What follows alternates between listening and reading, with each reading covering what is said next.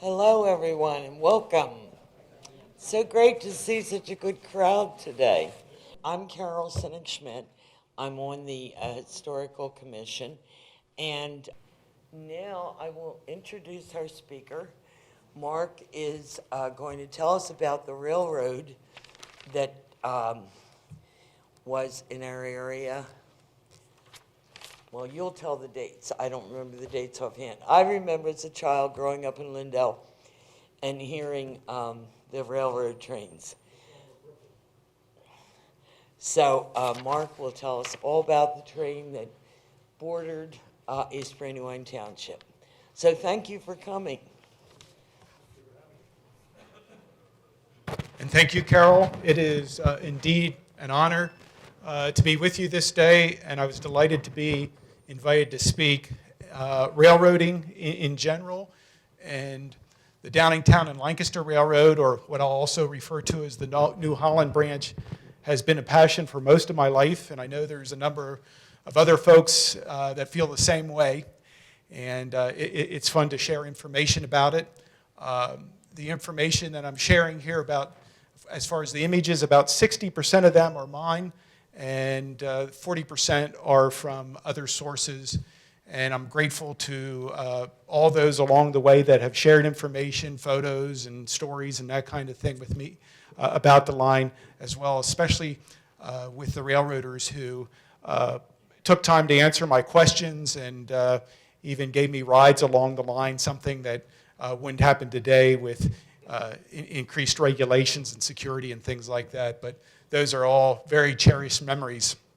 I grew up in the New Holland area, which was a key town along the line, and now live in Leola, so I'm still able to keep track of operations on the line as a result of those home places. So if you were lucky to get some of the handouts, the one shows the general map of the line. There's about 2 extra copies up here. The other chart shows the attrition of the New Holland branch, and the other sheet shows the key dates related to the branch. And I might touch a little bit on some of that, but I provided all these details on the handouts because there's just so much information out there within the hour that we have together here. So that's the background, and we'll get rolling along here on a historical journey along the line. We're going to be going from Downingtown to Lancaster. The line was 39 miles, and 0 mile post was at the Downingtown station. So when I refer to the mileage and so forth, it's based on the mileage out of Downingtown. Now, these Abner Zook 3D paintings hang at Shady Maple Smorgasbord near East Earl and Blue Ball. And the reason I included this is because this depicts that stagecoaches were the primary form of passenger transportation prior to the railroad coming. Now, between 1829 and 1833, passenger and freight movements in the Brandywine Valley area, where we are right now, became big business, and there was interest growing in providing a branch line connection with the main line of the Pennsylvania Railroad, which is now Amtrak's Harrisburg to Philly line. Now, there were some that were not in favor of the coming of the railroad, also known as the Iron Horse. Anti-railroad meetings were held in Lancaster County, for example, and the wagon industry and the wagoneers were not thrilled about it because it would affect their business.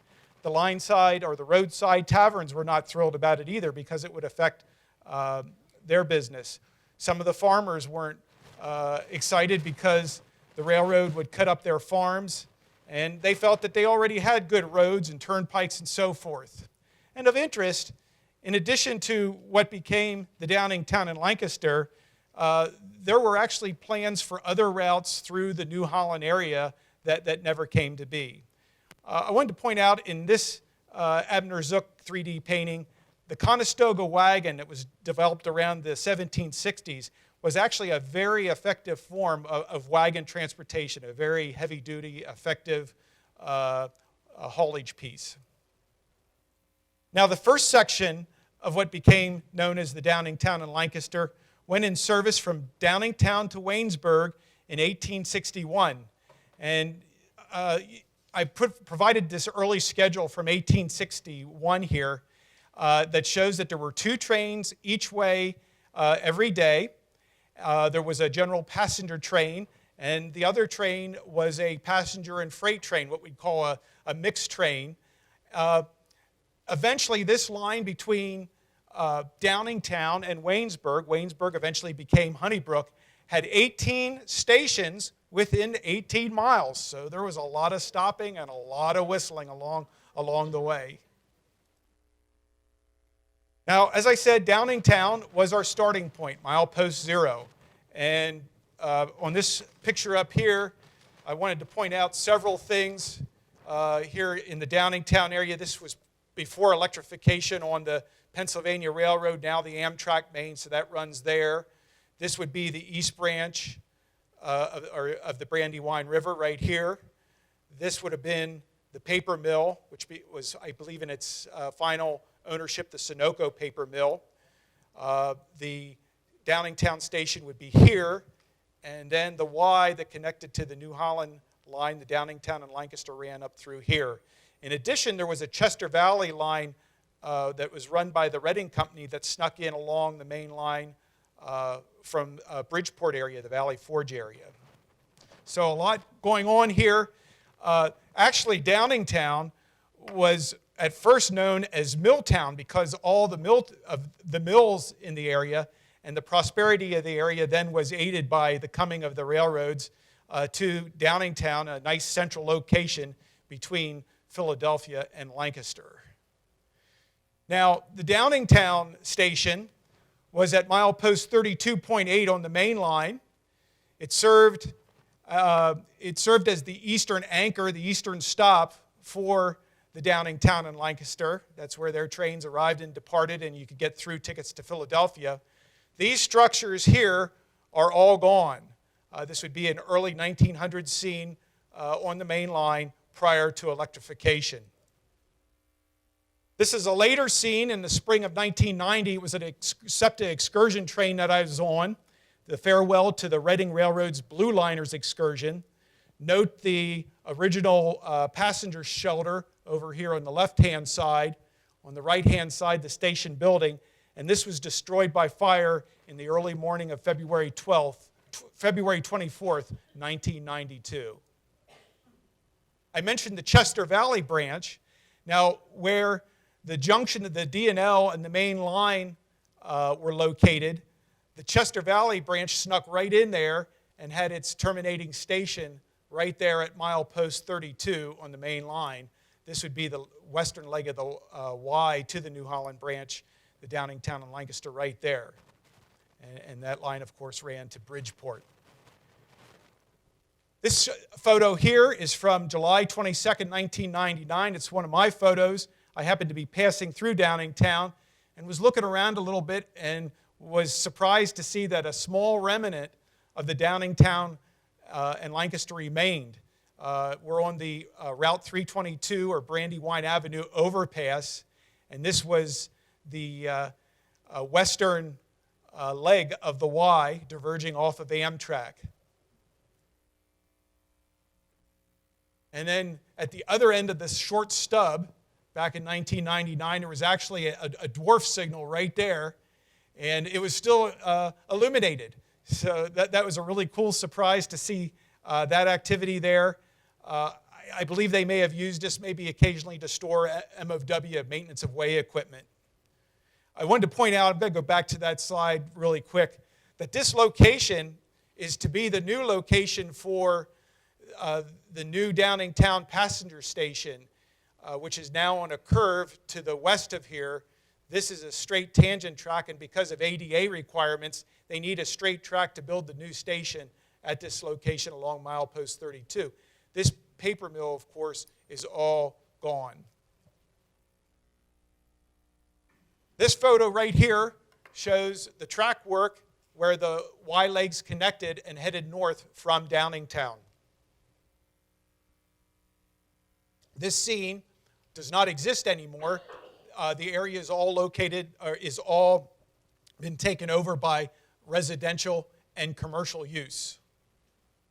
It would make a great model railroad project with all that trackage and buildings in a small area.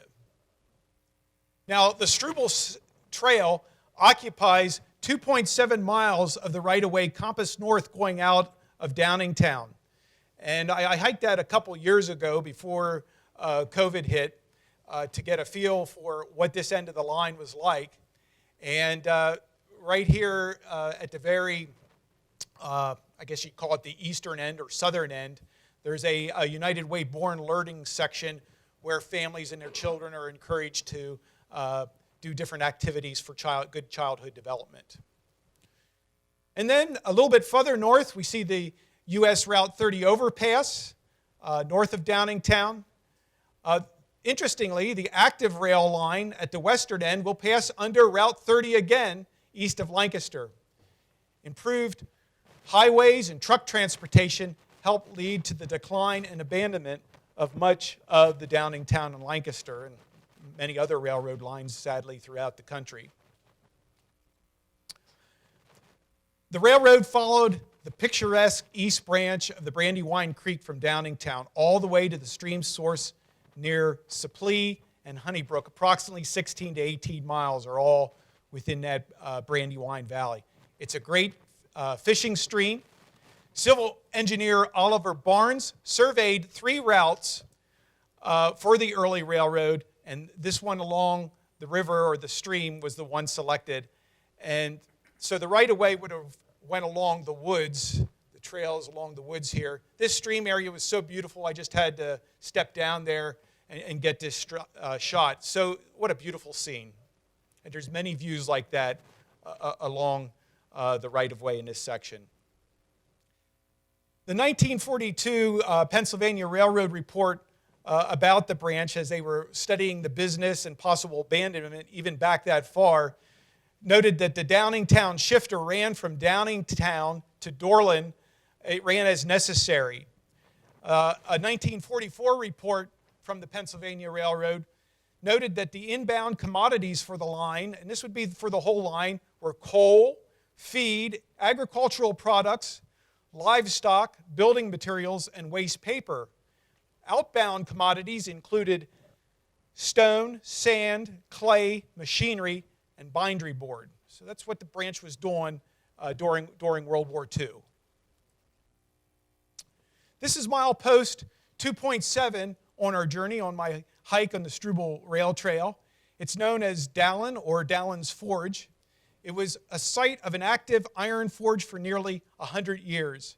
The community included a sawmill, gristmill, blacksmith, charcoal hearth, produce farm, boarding houses, dwellings, a school, a company store, and a railroad stop on the D&L. And I'm sure there was a decent amount of express and passenger traffic from this stop. I learned that information from that little placard right there. And the actual railroad in this scene ran through this area up in here. The trail winds around a little bit to the west. Now, a small railroad bridge over the Shimona Creek is photographed here from the Dallin Forge Road. The creek empties into the east branch of the Brandywine Creek. Made a nice picturesque scene here. And of course, the trail goes over what was formerly a railroad bridge. And a fun fact, as they were building this first section, it caused a spurt in economic activity. There were some 50 men employed cutting and sawing ties for the line, using a large steam saw to build the first, to cut the first ties for the segment, and they worked day and night doing that back in 1860. This is Dorland, Pennsylvania. Dorland's mill. Now, they made cardboard there at that mill. We see that this is a grade crossing, and I found in the 1942 PRR report that the entire branch, which would have been 39 miles long, had 57 public highways crossings and 55 private road crossings at grade on the track. That was a lot of whistling, in addition to all those station stops. The James M. Dorland home, who founded the mill, his home is up there on the hillside. And this was from a couple of years ago. The mill site, this has since been remodeled. I viewed this site just a couple months ago. This is the northern or western trailhead at this point for the Struble Trail. Dorland Road right here. Beyond there, it's fenced off that you can't go any further. However, I have seen a brochure where there are plans or visions for trails and construction on the right-of-way beyond this point. And I certainly hope that that comes to pass at some point. This is from the bridge over the East Branch of the Brandywine, the James Dorland House up on the hillside, as I said. This mill was later known as Shylock Brothers Paper Mill. The trailhead is to the right, and they received carloads here, I believe, until the very early 1970s before Hurricane Agnes.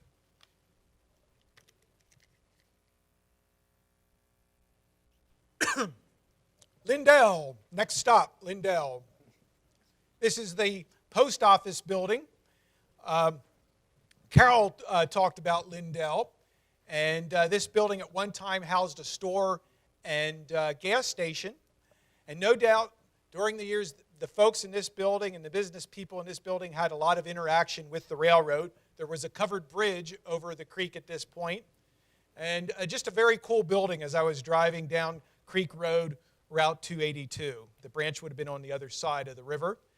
And this is Carol's shot of the Lindell station is somewhere under this structure, or at least parts of it, which is now a house. And a fun historical fact, in a last gasp of activity in 1950, the railroad hauled in loaded hoppers of stone for the Pennsylvania Highway Department. They were probably being used for Pennsylvania Turnpike production. The actual Lindell station was constructed in 1905, a frame station. This is Glenmore at milepost 9.3. It was a combo passenger and freight station built in 1890. Shell's feed store, I believe, occupied this station after the passenger service ended, based on some notes and so forth that I've seen, that was its use at that point. The last regularly scheduled westbound passenger train is at Glenmore at this point on December 27th, 1930. So passenger service ended fairly early here in the 1900s. It's a one-car train. Express cars were added on at Honey Brook in New Holland, so it was a three-car train until it got to New Holland. Glenmore was the one place along the branch where the townspeople turned out en masse to say goodbyes, to say farewell to passenger service on the Downingtown and Lancaster. A closer up shot with all the townspeople there. And an interesting fact, there was one passenger described as old Mr. Everett Henderson, who rode the very first passenger train on the line in 1861 and rode this very last passenger train. I would have loved to have talked with him. This shot is from 1936, about 6 years later, also at Glenmore. And just look at all the weeds and brush growing up there. And this is the first off-the-beaten track excursion that ran on the branch July 12, 1936. It was sponsored by the Philly chapter of the NRHS. It consisted of 5 coaches and a diner and was a sellout. And they made several stops along the line, one of them being at Glenmore. Things were deteriorating, and the excursionists had to help clear a down pole. This is the second excursion that also ran during 1936. This was in August, this is August 23rd, 1936. Another off-the-beaten path special. 2 more similar specials ran that fall, so there were 4 of them in 1936, coming out of the Depression-type year. As I was looking a little bit around Glenmore, I found some railroad ties strewn along the floodplain of the creek and near where the right-of-way would have been for the railroad. And that was just a couple months ago, so it was sort of neat to see that memory there. Another shot from Glenmore. The train rolled right by the porch of this building right here. Noted Pennsylvania Railroad calendar artist Griff Teller did a painting of this scene. It wasn't used on any of his calendars, but he did a number of other paintings by commission and so forth. This was the last off-the-beaten-path excursion, September 29th, 1940. The train consisted of 10 coaches, 1 diner, 1 observation car, and was the only double-headed excursion to run.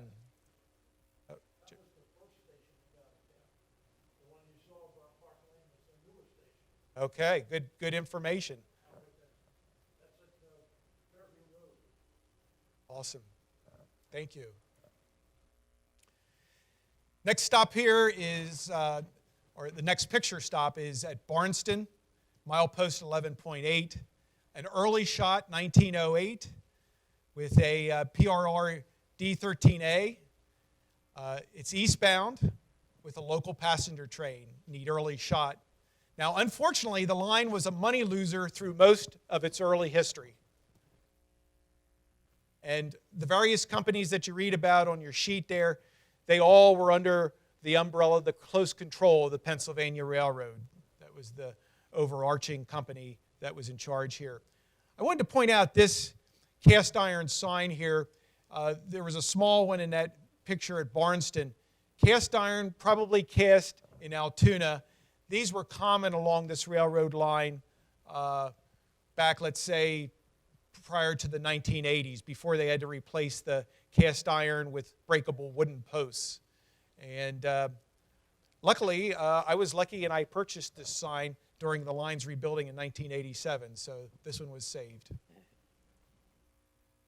Wynebrook, Pennsylvania station, milepost 12.6. It was a combination passenger and freight station built in 1890. Just a good-looking station there.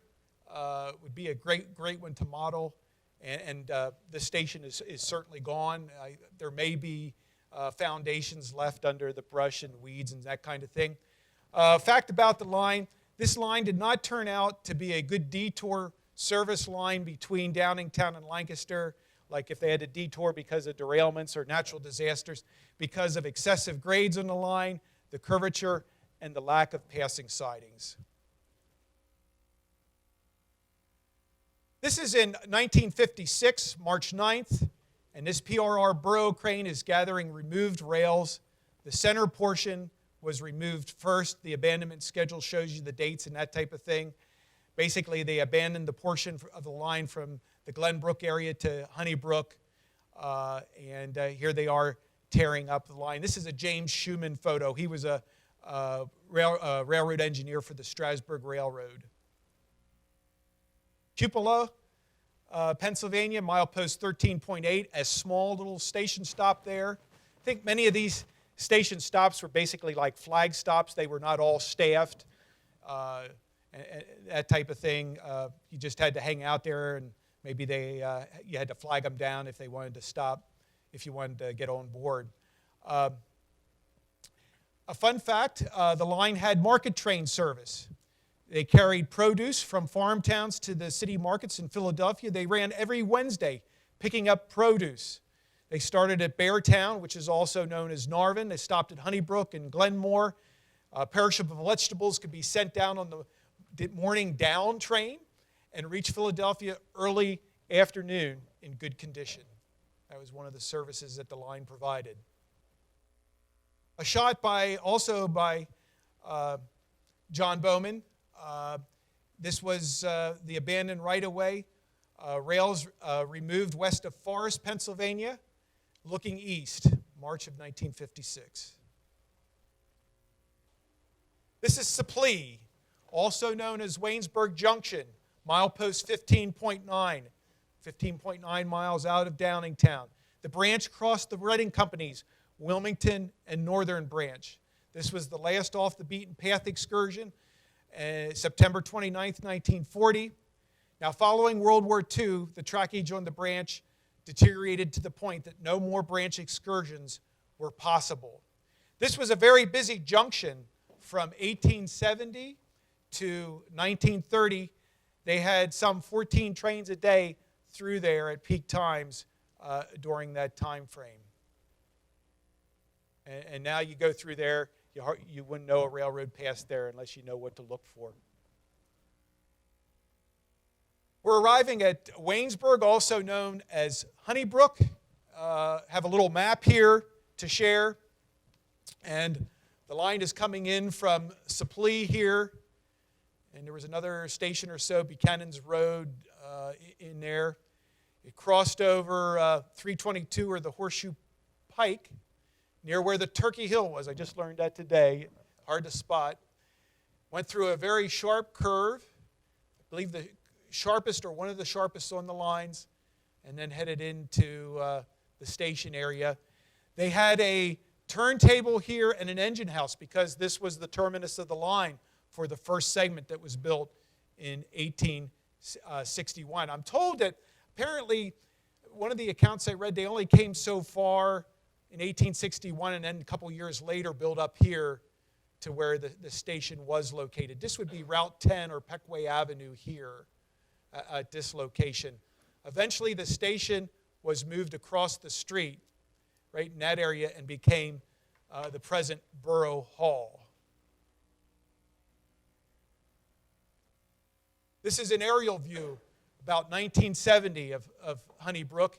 You can see the lines path through town. The curve would have been down here through the center part of town. There's where the station used to be. Here's where Route 10 is now. Then the station headed west, crossed 322 again. There was a new customer around that time, Redmond Homes. They had a siding there and received carloads of forest materials for the mobile homes that they built. And then the rail line headed west up through the fields up towards the Welsh Mountains. Shot of the Honey Brook station, milepost 18. It was a center of activity. They did a large freight business. There were cattle pens nearby. A lot of inbound cattle shipments came in. They had pens there that they could do auctions, that the farmers could buy horses and cattle and so forth.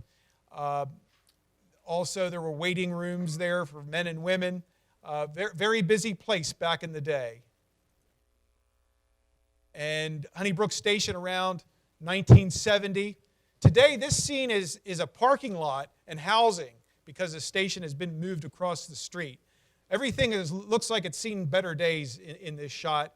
And this station toward the end, in 1973, a couple years later, was actually damaged by fire. We're lucky that we have it. When it was a busy place, there were actually people that made a habit of coming to the station to see who was coming in or who was leaving town. These next two shots are by retired locomotive engineer Bruce Adams. And he shot an event that occurred on May 10th, 1973, the runaway from Mountaintop to Honey Brook. And the caboose and several carloads ran downgrade and off the end of track near Chestnut Street. There was a crew member on board, but he jumped to safety at the start, suffered some brush burns, but fortunately was okay. They brought in a crane then, a highway crane, to help lift these cars back on the track. There's another scene. And this is, in 1973, much of United States railroading, especially here in the Northeast, was in rough shape, was not very profitable. Many lines, including like the Penn Central and Reading, were in bankruptcy. And this just sort of helps illustrate that time very well, very symbolic of it. Honey Brook, Pennsylvania station now is on the west side of Peckway Avenue. It was purchased from the Penn Central in 1974 for $1. Moved to the current location, serves as a borough municipal building, so it continues as a busy place. This mailbag hook on the station remains on the station to this day. If you hike around there, you'll see it. And this just helps illustrate that the line, another service of the line, it had a railway post office. The mail sorting actually occurred on the train. They had a cancellation called Down and Lank that appeared on the canceled letters. And I think the mail service was probably a lot faster back then than today. Is the mail person coming today? And inside the station, they were kind enough to let me take a look around. They have some of the pegs and nails that were used in the station's construction on display there. A sad scene, my shot from fall of 1983, rails stacked from the removed portions of trackage, Honey Brook and westward. They're neatly stacked, awaiting transportation, maybe for remelting or perhaps reuse in sidings and that sort of thing. Sad to see the dismantling of the line. Alrighty, here we have G5S's 5713 in 1960. They're approaching the summit of the Welsh Mountains. It's that off-the-beaten path excursion that we've seen, the last one. The mountain scenery was absolutely beautiful from the trains, especially in the winter. I was fortunate to ride to Mountaintop from New Holland on the freight train a time or two, and it was just a beautiful sight riding through the mountains. There was a 90-foot cut dug up there in Mountaintop, and that got him through the mountains. However, it could be rough during snowstorms. Sometimes it blows shut. In fact, during 1897, a blizzard shut the line for several days until they got it open. Milepost 20.6, Churchtown Road Station. This shelter was later moved to a farm. It may still survive. This was the summit of the branch, the peak. It was 878 feet above sea level. This was part of the second part of the line extension to New Holland, completed in December of 1876. This extension had been in the works being planned since at least 1870. They had to sell stock and do surveying and get things lined up for building this station, or building that line segment. This would have been just a small station, no agent here or services. A neat shot of a big hook helping to upgrade the bridge over Route 322, or the Horseshoe Pike. As you can see, many folks turned out to view this infrastructure improvement activity. And two big hooks are lifting the beam into place. This bridge is now gone. This is near Mountaintop, and it was a cool viewing point when the train passed over there. I got to run over it a couple times. They would run from down to Mountaintop on occasion to take a carload of spoiled feed or foodstuffs to the dump there, to the Lancaster landfill. Just very rare occasions. Milepost 21.9, Bearville or Narvan, Pennsylvania, 1943. I hope that doesn't mean my time's up. We have PRR H9S 5145 with the Lancaster-bound freight. Steam engine restrictions in 1930 on the branch. For the rail fans here, the PRR fans, it was restricted to classes A, B, C, D, E, E2, 3s, and 6s, Gs 4 and 5, and H's 6, 8, and 9. All heavier classes were prohibited due to light rails and bridges. The Ks, like the K4s and the L locos, the L-class locos, could be used in emergency running only, forward running only on the branch. And there were also restrictions on how much water they could have because of the light rail, the curves, and the general construction of the line just not being as heavy duty as the main line tracks. Narvan Station survives to this day along Narvan Road. And a fun fact about this area, there was a Rutland Park located in the Welsh Mountains. It attracted thousands of people in the late 1800s. They came by train. Some had maybe church-type camps there and other types of outdoor fun activities, picnics and that sort of thing at the Rutland Park. This is the Narvan Mine. This is a month before the final run to the mines. A GP 30-2201 into Conrail transitional scheme, serving the branch, spotting 3 cars. They would run down toward the end of the end years, serving this mine on Mondays, Wednesdays, and Fridays. Now, the mine materials, sand and clay, that were mined up in the Welsh Mountains, they discovered them when they were building the line up through the Welsh Mountains. So that spawned these mine operations that were up there on the hillsides. And of course, this Narvan mine continues in operation to this day. This is the last train out of the Narvan mine, April 16th, 1982. It will back down the mountain to the runaround track at East Earl. And this site was considered for a hazardous waste dump in the 1980s, but that was vigorously opposed by the Red Rose Alliance, and that plan was thwarted, which I'm glad about that. A mine supervisor told me during my visit here in 2014, and there were several other rail friends along touring the line that day, or what was the right-of-way, this is at Narvan, that he wishes the railroad were still available for shipping products, the mine supervisor. That was interesting to hear. All right, this was taken in the winter of 1980. We're continuing westward along the line. This is the second segment that was built. We're approaching Briartown Road crossing. It was east of Cedar Lane. The train is heading east into the Welsh Mountains toward the Narvan mine. It's an EMD Jeep 9 at the front here in the transitional Conrail scheme. It was a former Penn Central locomotive. And for some of you car aficionados, you might find one of your favorite models there in the scrapyard. Cedar Lane looking east toward the Welsh Mountains. Penn Central in 1975 did a study. If they were to rebuild the line to restore it to 30 mile per hour running, back in 1975 they figured it would cost them about $1.9 million to do that. And they were looking at transporting trash from the Philly area via piggyback train to the Lancaster landfill. They actually did a couple test runs to do that, where they brought in a flat car with piggyback trailers to do that. I wish I would have got shots of that. I was just too little. Milepost 24.6, Cedar Lane. This area once featured a feed mill and an agway fertilizer business. The train is eastbound, heading towards Narvan. I'm standing on top of a covered hopper car at this location. Neat little railroad spot along the right-of-way. And this next shot shows what that looks like today. There's the fertilizer plant. The mills are all gone. I don't have the shot in here, but if I was to flip around, there's a house built smack right on the right-of-way. So you couldn't put the track back in there if you wanted to. I was on my bike this day.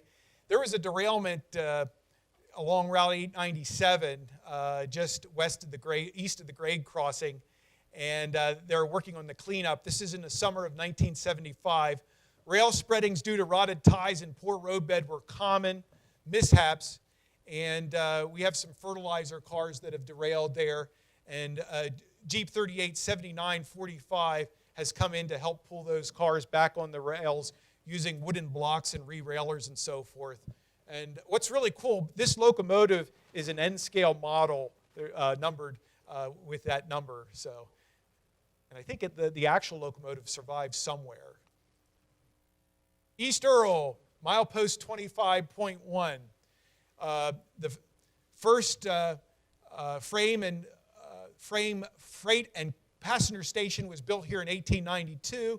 It was replaced in 1910 by a frame 23-foot by 86-foot station that you see in the background here. Some of you guys might like that GMC truck there in the photo that belonged to Gerhardt Lumber. I believe this is around 1949. You can see that the Gerhardt siding served the coal trestle here to the left. Unseen is that it also served their lumber yard to the right. By the summer of 1982, rail spreading at East Earl had halted Conrail Jeep 38-28155 as it ran around its train. There was still a team track there that doubled as a runaround track. The track was 10 mile an hour running at best. Present shot of East Earl, it's devoid of railroading. To the left, behind those trees, is the site of Eagle Disposal, and it's where they have a lot of their trucks parked. Facilities at East Earl included cattle pens.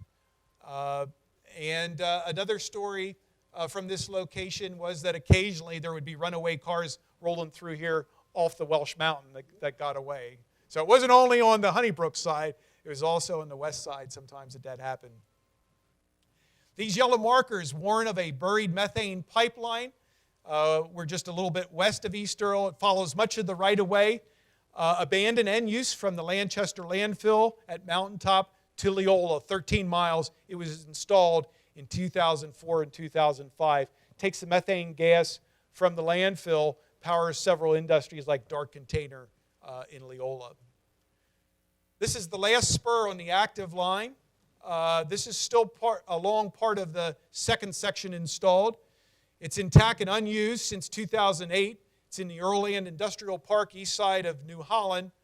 The New Holland branch end of track is back here in the weeds. It's right around milepost 26.6.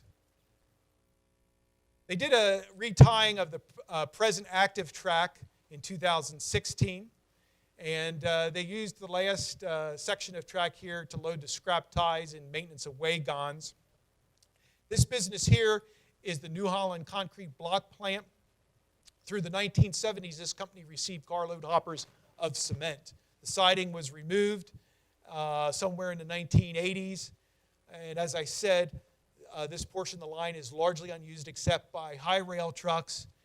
Yoder's Market is here and restaurant to the right of the cars, and I'm told occasionally the crews go up there and have lunch. That's the only activity at this point. Oh, one more thing. They occasionally may plow the line all the way to the end, as we see in this scene here. And this just, like to share a couple more things about snow. It's an annual challenge, and down there when we saw the shot at Supplee, there were actually two plow trains that collided. I believe it was in somewhere around the turn of the century, between 1800s and 1900s. This is also near the site of the CP Ranks station sign, which is a railroad designation for directing movements on the line. Coming into New Holland, we're leading into the Central Business District 2014 view. The buildings on the right were part of the former Ix textile mill. They employed 500 people during the early 1950s. In some Pennsylvania Railroad documents, it shows that they had sidings.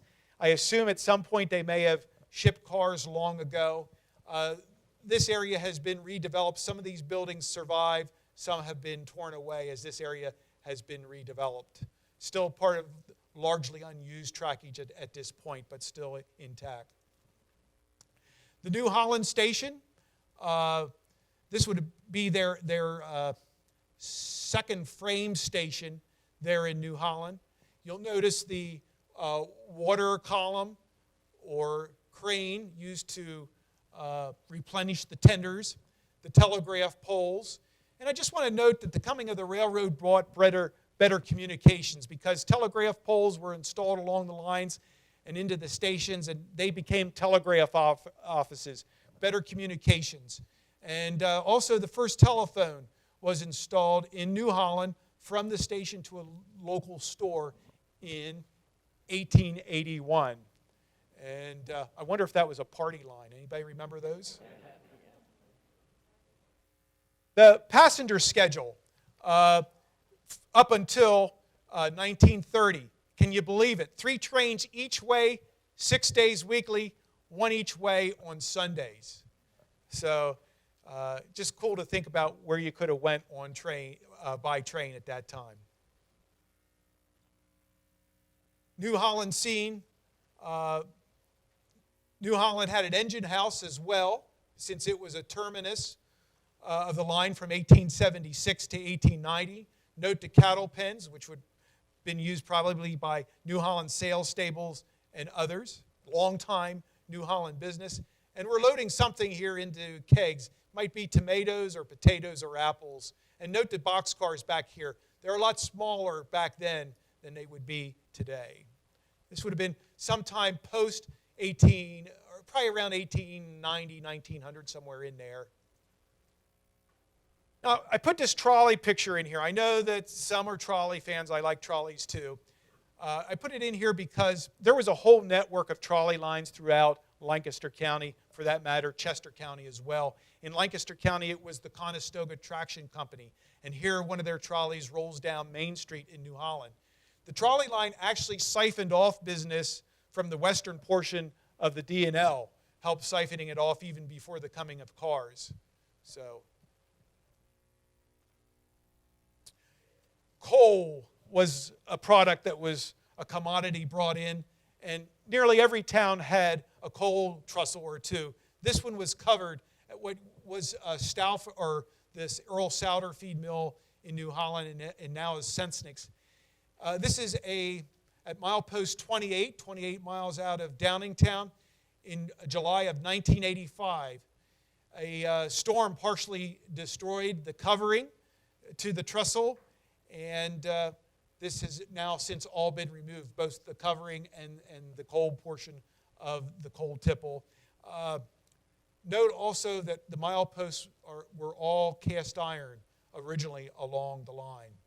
Back in the day, nearly every home heated and cooked with coal.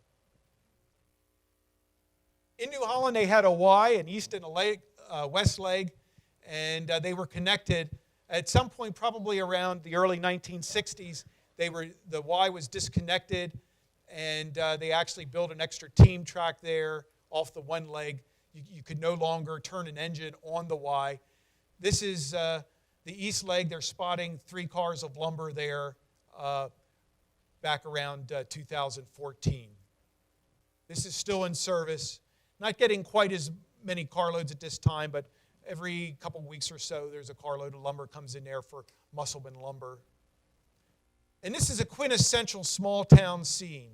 Our agway in New Holland is gone, but back in 1980 we see 2 Conrail Jeep 38-2s and a caboose and a covered hopper car being pulled, all looking very nicely painted there at the agway. Just a great small town rail scene. Station sign for the New Holland Freight Station. Luckily, this sign survives, and this sign was mounted on this station right here.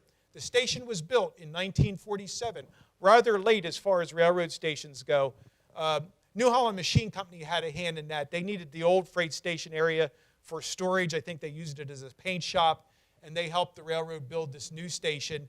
For a freight agent, there was a track department in the right-hand side for a period of time, and it was also served by Railway Express Agency. It was closed around 1974-75 as Penn Central Company at the time consolidated the agency stations into what they called fact terminals in an effort to save money. This illustrates the rebuilding of the line in 1987, South Railroad Avenue, New Holland. I've done a slideshow just on the rebuilding of the line. You got one shot of it here in this show.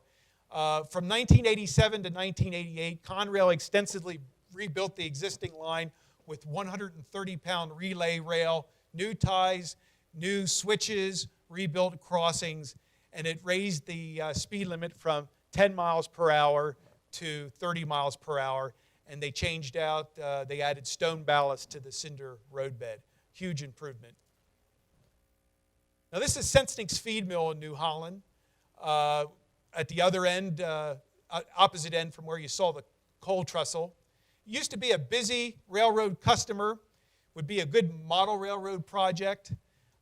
There's a cornerstone that says that the darker portion of this building was built in 1876, the year that the railroad reached New Holland. Unfortunately, the siding has been removed a number of years ago, so they no longer get any feed. The agway is gone. In fact, there's no feed that comes in along the remaining portion of the line. That's a commodity that's off the list. My grandparents' house was across the street from this mill, so I was often there when they babysat me, and that's how I fell in love with the New Holland branch and the line-side industries. It was a great place to grow up. There wasn't the internet at that time and computer games and all that sort of stuff. This is the west leg of the Y, South Railroad Avenue. Building in the background houses a farm implement business, has for a long time. Through the 1970s, they received occasional loads of John Deere tractors via flat car.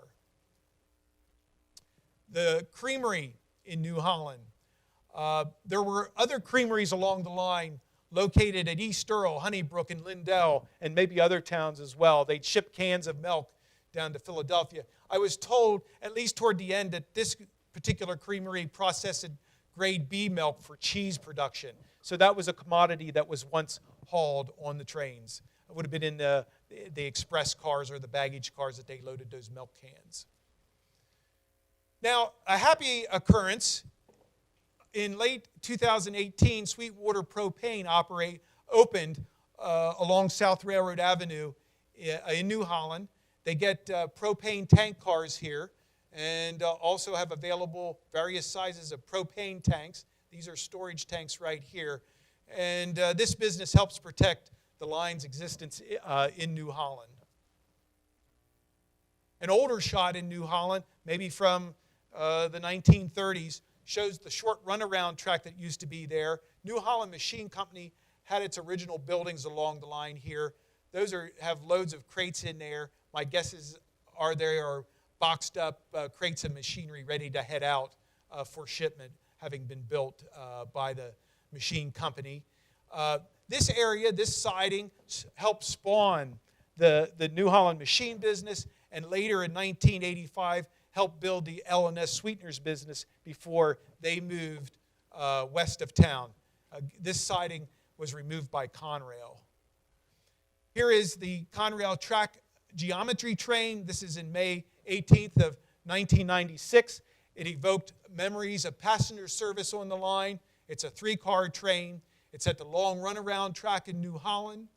The train checks for internal rail defects on the line, and then they identify those and they can replace them to prevent rail breaks and derailments and that sort of thing. This train ran throughout the Conrail network, and it was on the branch a couple times, and I was lucky to catch it this day. Here is the scene at the former baler yard at what is now CNH Industrial. This is in April of 1989. It's near the end of their use of railroad. They would receive flat cars and load the bright yellow and red farm equipment, things like square and round balers, grinder mixers, and other hay tools on the flat cars for shipment throughout the United States. They were a very large rail customer in the 50s, 60s, and 70s and helped sustain the line during that time, early on when it may have been looked at as an abandonment candidate. Sadly, they have switched to trucks because of rate issues and so forth. So this trackage is all gone. No baler yard trackage at all there. However, some of the rail did go to build the trackage that's now at L&S Sweeteners, which we'll see in a moment. At milepost 30, we have DL Truss. This customer came online at this location in early 2016, and they just keep getting busier. This is a recent shot when there were 6 cars on their siding. They make roof trusses. It's behind Sal's Pizza along Route 23, if you ever want to take a look back there. L&S Sweeteners near milepost 31. The complex includes a certified rail scale where they can weigh rail cars. It hosts 2 rail car movers, 2 bay window cabooses as meeting rooms and offices. Its products that it receives include corn syrups, sugars, dry and liquefied, dextrose, and molasses. And they have transload services. They transload carbon dioxide that's used at the Tyson plant in New Holland. You can see a lot of trackage. They can store over 100 cars on the sidings there in that complex. A throwback picture of one of the shelters. This is from the Bearville station. It now resides in a backyard. It's a backyard of one of the principals in Harry's Furniture Center in Bearville. Part of their store and their storage area occupies a former feed mill building along the line at this location. And this structure represents, this was a common Pennsylvania style, very similar to the one that was on the north side there at the Downingtown station.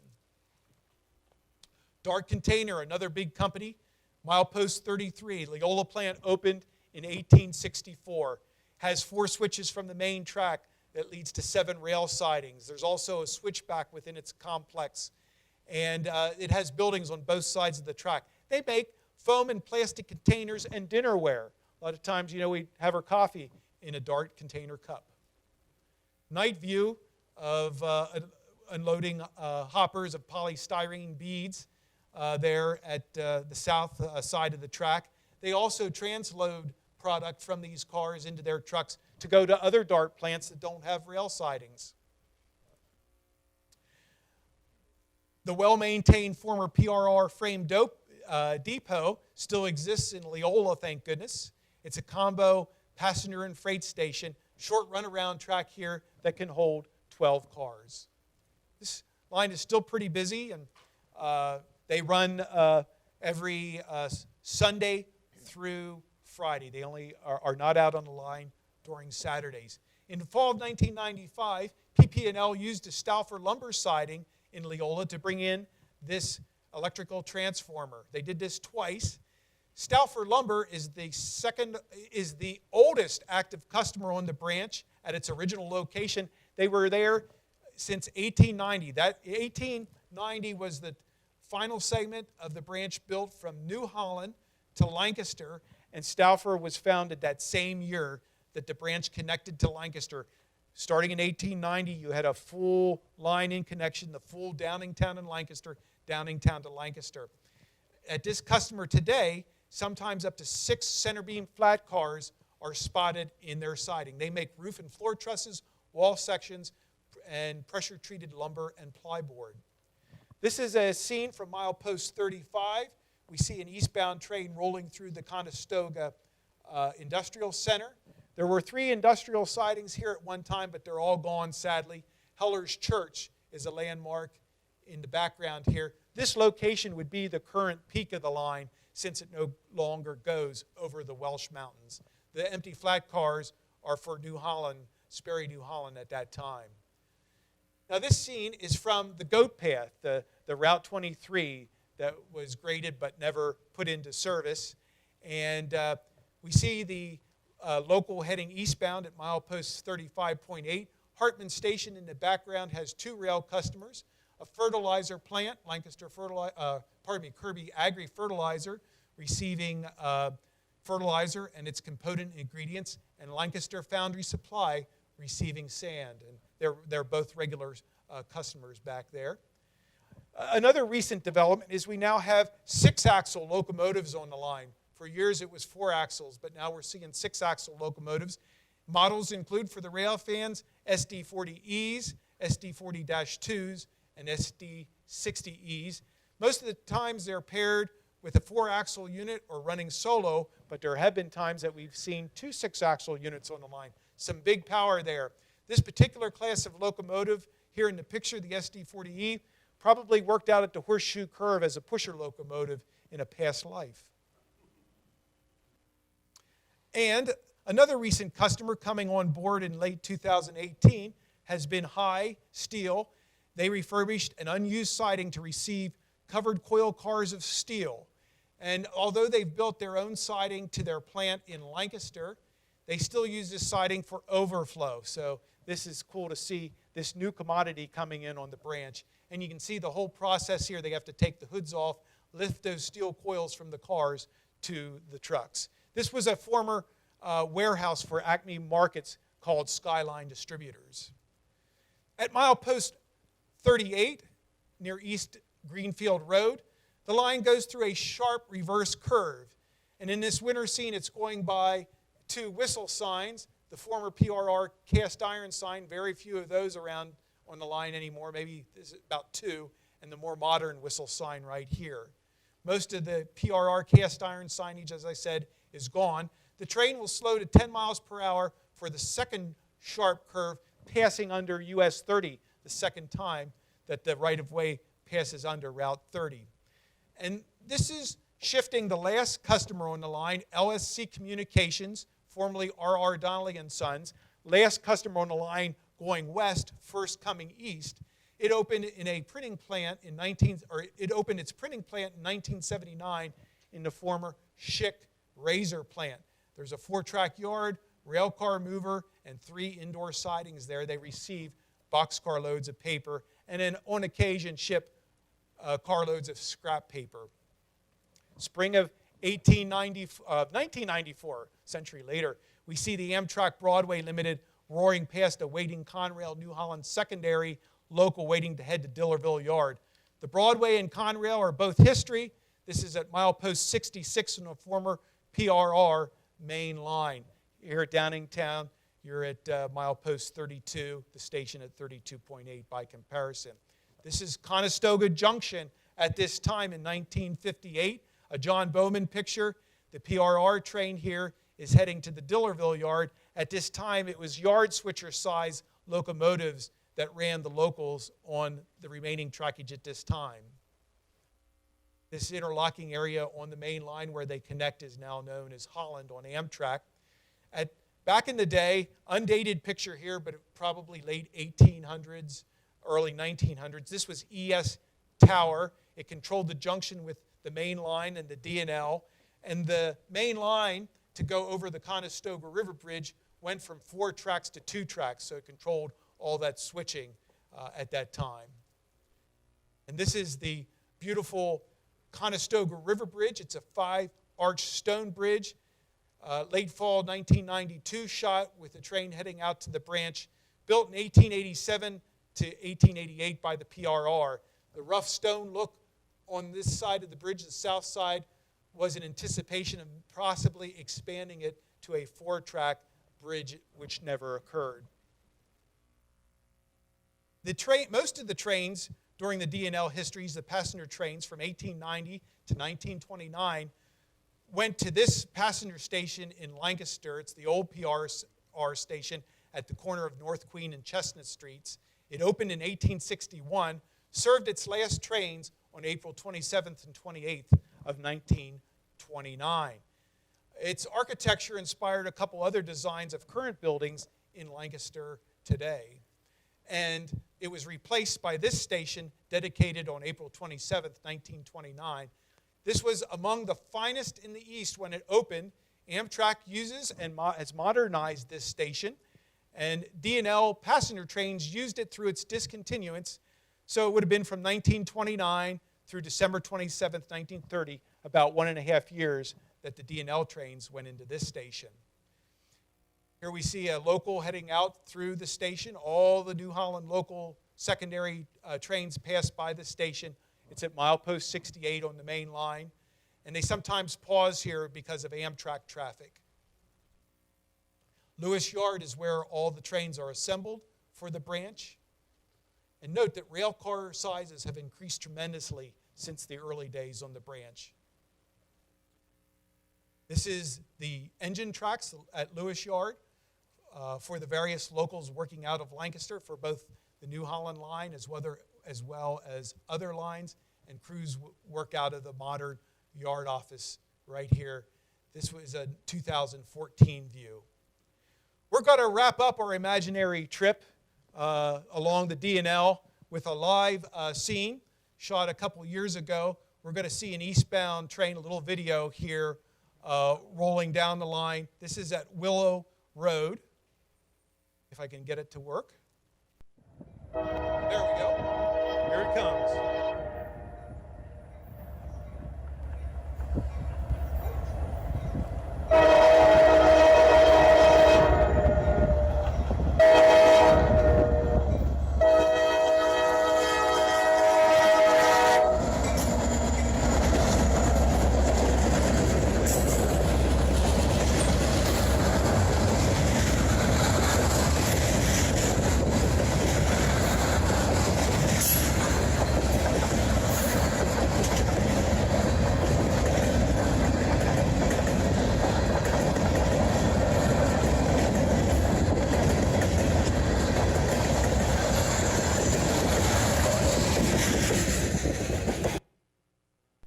So that wraps up our trip. It's amazing what cell phones can do.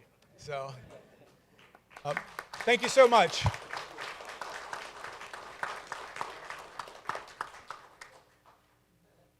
Mark, does anyone wants to stay to answer some questions, or feel free to leave if you need to? Yeah, I'm willing to do Q&A to the best of my ability. And if anybody, if not, you're welcome to stop up and see me.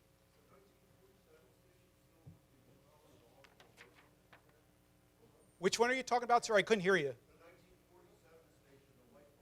Still there, yes.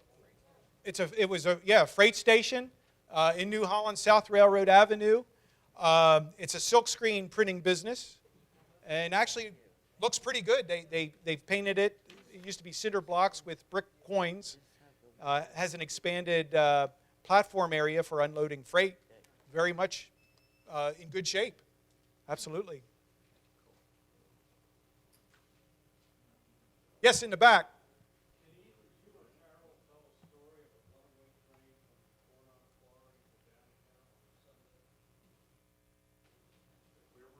Runaway train. Runaway train. I know about the runaway train. Not familiar with that story, but it's certainly believable. Do you?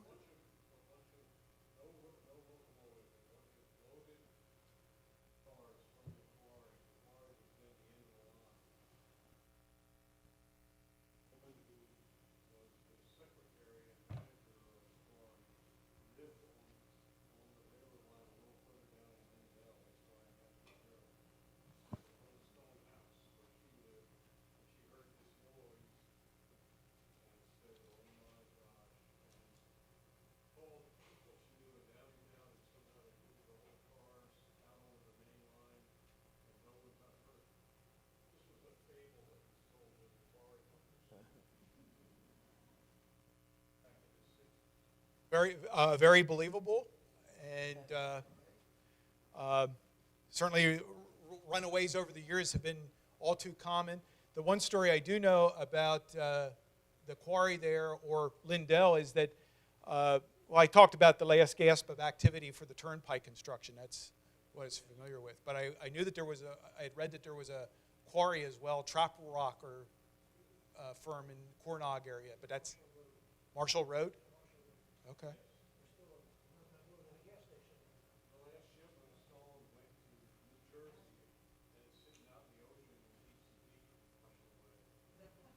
Okay, fascinating.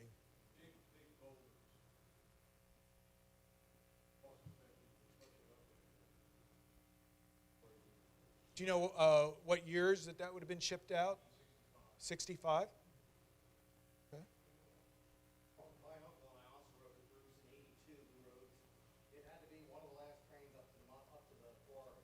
Okay.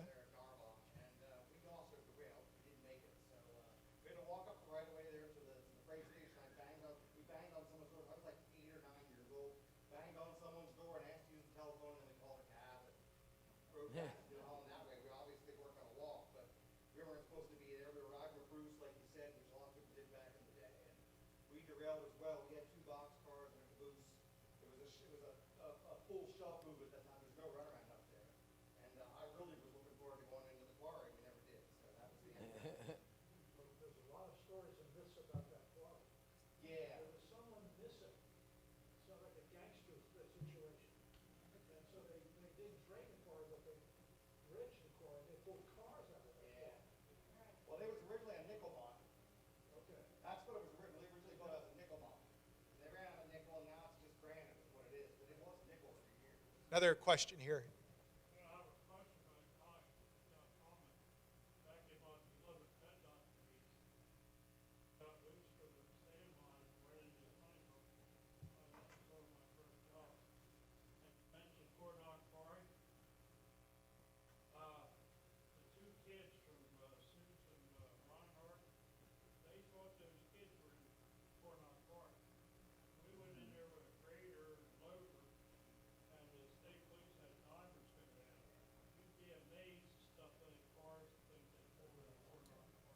Wow.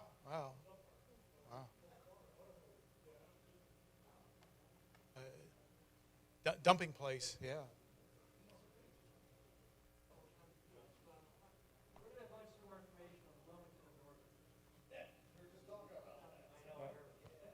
I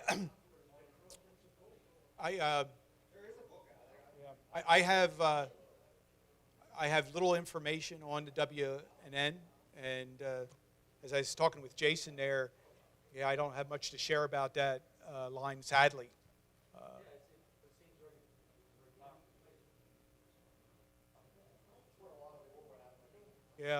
They served Grace Mines in Morgantown, and They went all the way to Coatesville and on to Wilmington and tapped the chemical traffic down in Wilmington. Coatesville would have served the steel mills, and I guess would have probably brought in cars for scrapping South Medina and that type of thing. Reading is a cool railroad. There's a magazine called Classic Trains that I believe a recent copy or issue that's just coming out has a story on the Reading. I know that there are some books that will dedicate a couple pictures to the Wilmington and Northern, some beautiful shots. It's the only thing that I can't find a whole lot of information on. Like the Wilmington and Western I can find, and a bunch of other ones in the area, obviously all the guns and stuff. But Wilmington and Northern I can't find much information. Yeah. It might have to do with, the remote places that they were at and who was available to photograph them at the times. I don't know. I know that one thing I did read about, I think in the late 50s, they had a collision with a stone truck on the Horseshoe Road, Route 322, and a pretty bad collision at that time. And that's highlighted in one of the Reading Company Technical and Historical Society magazines. I read about that there.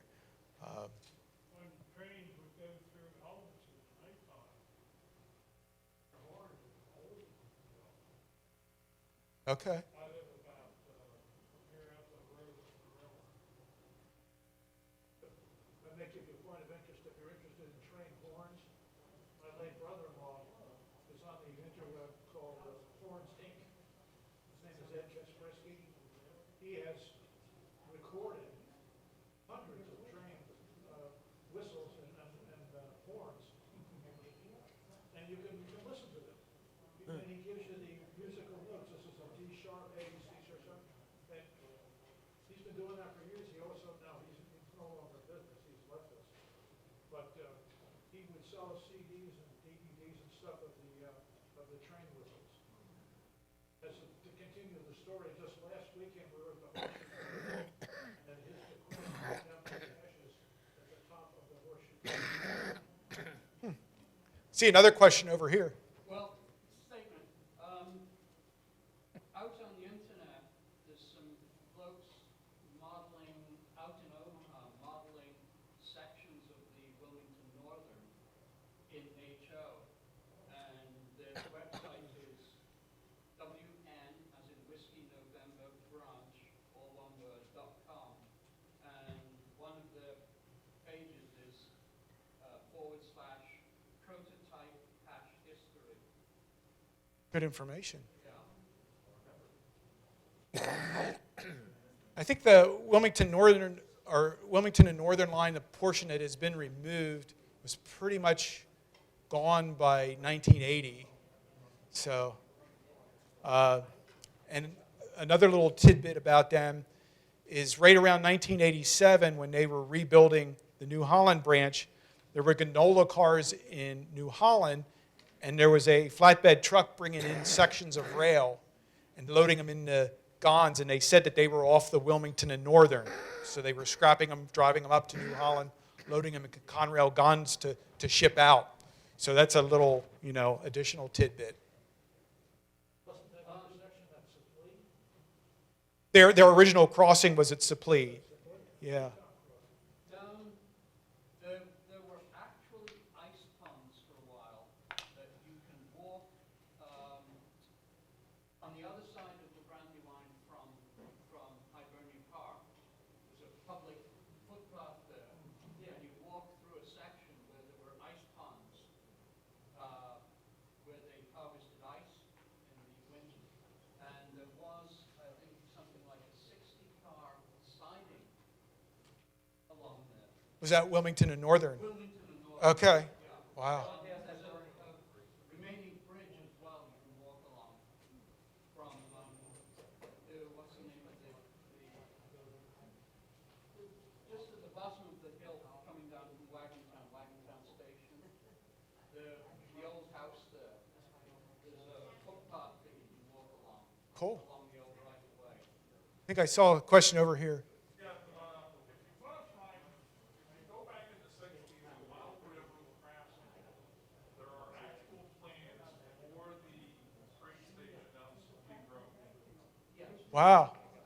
I forget, I have it in my basement someplace, but it's probably from the 60s of, would be prior to 68 sometime that there are plans actually for that old train station.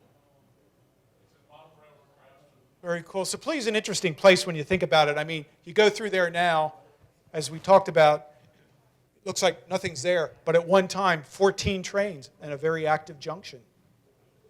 Very good. Well, it's been a pleasure meeting all of you. Thanks for coming out. Have a great rest of the day, great week. Thank you so much.